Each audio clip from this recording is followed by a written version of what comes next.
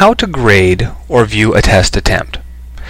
So you might be tempted to go into, if you have an assessment area, or if you've deployed your test somewhere, you might be tempted to go there to try and grade a student's attempt. But you don't want to do that. What we want to do is we want to come down here to Grade Center and open up Grade Center.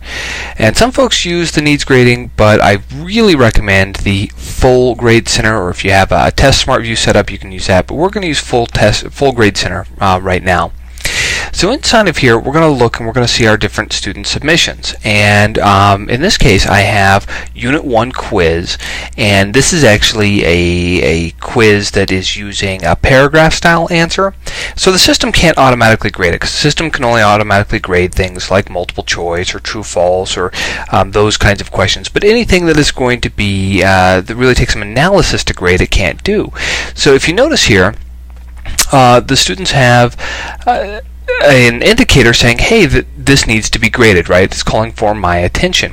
In this other case, these do not. So this was a grade, a test that I set up that automatically grades everything inside of the test.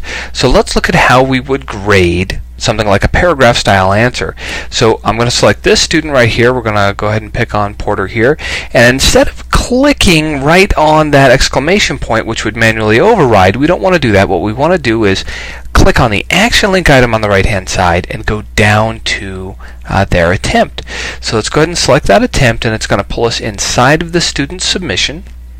And we're going to see their exam. So here I can see their multiple choice answers that they have done in the past. So here I can see their correct answer. So they answered with A, Venus, and the correct answer was A, Venus, so they're going to get that full 10 points.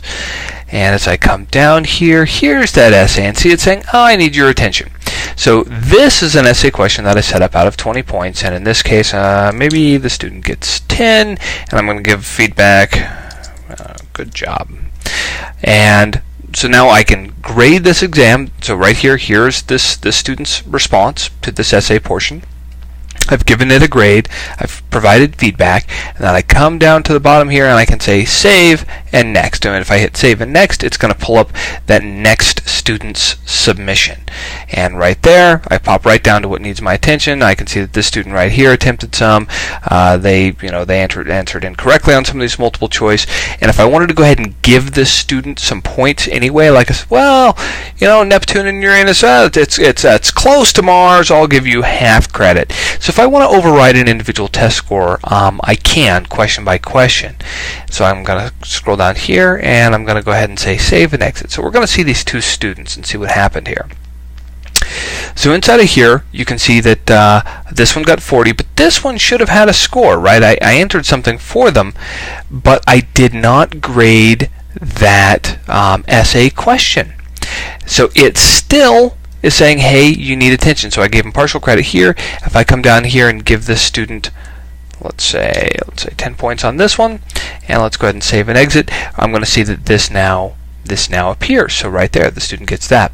Now, if I wanted to manually override without looking at the submission, I can click on that exclamation point or on the dash line, click, and I could say you're going to get a full 40 points. And so what you can see here is that the student has a score. I didn't look at their submission, and it's indicated that I manually overrode it by clicking and entering that test score right here. And that little triangle that appears, that lets us know that it's been a manual override.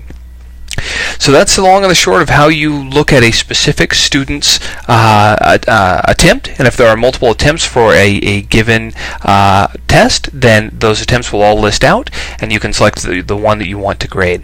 I hope this helps. Thanks.